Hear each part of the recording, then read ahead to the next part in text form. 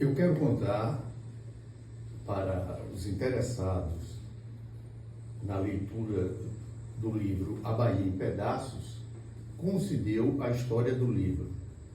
Ou seja, vou contar a história de um livro de história. A origem desse livro está na elaboração da minha tese de doutoramento na Universidade de Paris, Sorbonne, em 1992, ou seja, o ano que ela foi defendida e aprovada. Essa tese, não tinha esse nome, é claro que esse é um nome, vamos dizer assim, um nome para o mercado, é um nome para que as pessoas se sintam mais íntimas e atraídas pelo conteúdo que encontrarão na tese. A tese tinha 2 volumes, cerca de 600 páginas, e foi transformada em um livro, em apenas um livro de 368 páginas. Aí se perguntará, por que isso? Porque uma tese é um produto dirigido a uma banca de 5 pessoas e para que ela seja elaborada é preciso cumprir uma série de etapas, o que não caberia no livro. É perfeitamente dispensável no livro uma série de informações de natureza de fonte, de onde vêm essas fontes, para que serviram as fontes, coisa que estava na tese. Então, na elaboração do livro, isso tudo foi devidamente retirado do trabalho.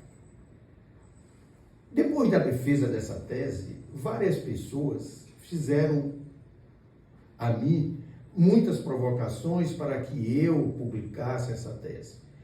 E digo, jamais eu cogitei de publicar a tese como ela hoje está aqui, tornada público para as pessoas.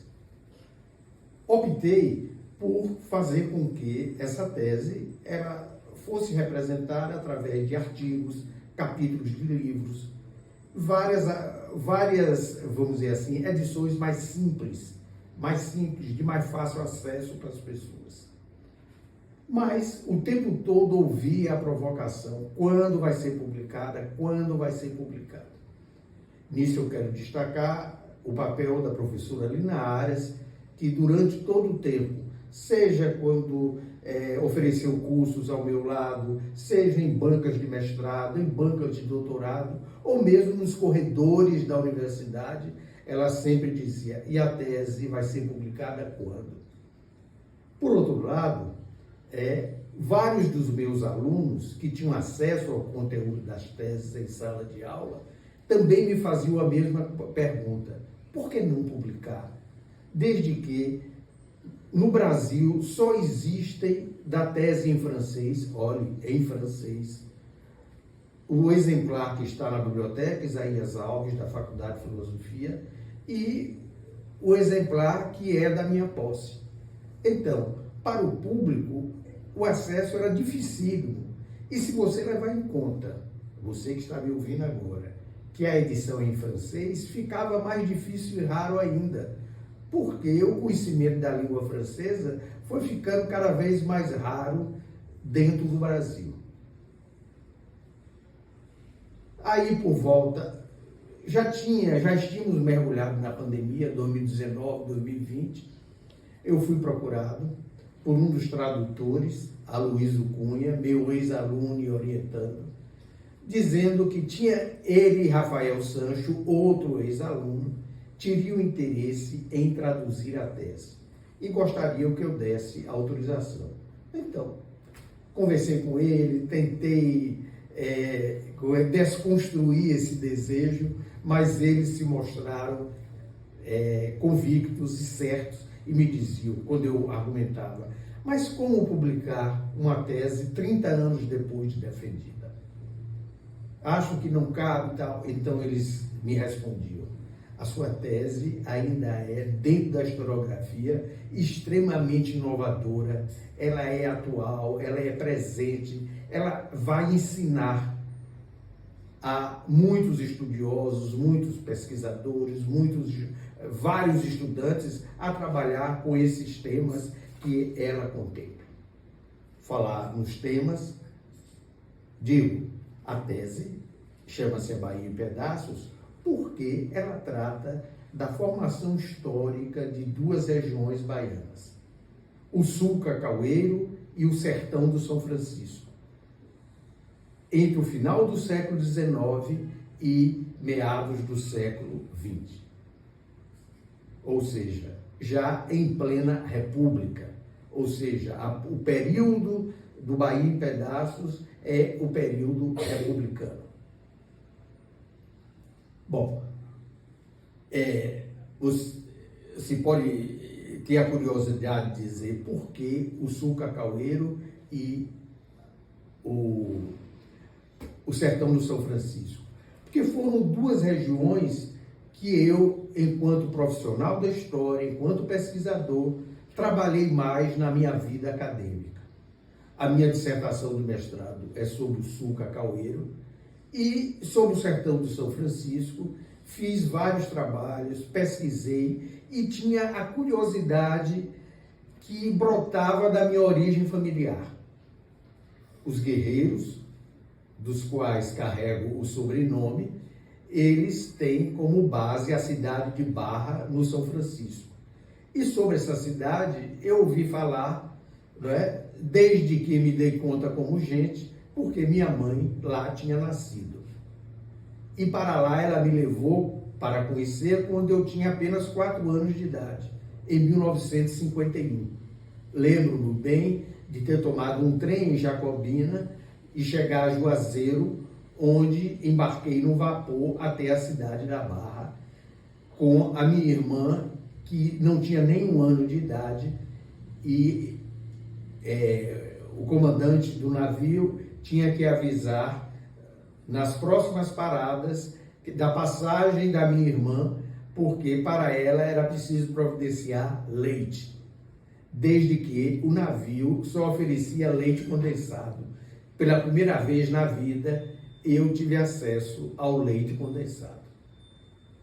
Então, essa vamos dizer assim, o porquê da minha motivação. E digo mais, a história posterior à minha tese, ela virou, a historiografia, aliás, só fez evidenciar isso. Um dos maiores engodos que os baianos mergulham é acreditar que a Bahia seja homogênea, que a Bahia seja toda igual. Isso é falso. A Bahia é o estado brasileiro que tem mais limites com outros estados. E a história revelou o seguinte: a Bahia não foi forte para capturar essas regiões limites. A Bahia no extremo sul é muito mais o Espírito Santo, no oeste é muito mais Goiás e depois Brasília, não é? No sudoeste é muito mais Minas Gerais. A Bahia, ela não conseguiu captar uma liderança nem na fronteira com Sergipe. É inegável a liderança de Tobias Barreto dentro de toda essa região limite. Como foi o caso, que aí eu trato com tristeza e alegria ao mesmo tempo, de Juazeiro. Juazeiro, no século XIX, era considerada a corte do sertão. Hoje em dia, Juazeiro, se comparado a Petrolina, é quase que um bairro, é quase que um anexo. Petrolina é uma das maiores cidades do Nordeste, quando, no final do século XIX, quando eu estudei, Petrolina era apenas uma igreja e um cemitério. Veja como a história é dinâmica. Um mesmo espaço pode, a depender do tempo, ser uma coisa ou ser outra, ser pobre ou ser rico, ser representativa ou não, ser considerada ou não. E esse é o fato. A Bahia não é homogênea. Esses espaços baianos, esses pedaços baianos, não só o sul cacaueiro, como o sertão do São Francisco, eles são realmente representativos de uma história. Chegou ou chega, e fico feliz em ter contribuído para isso, em ter derrubado essa ideia falsa de que os baianos vivem o tempo todo mergulhados em dendê e comendo acarajé.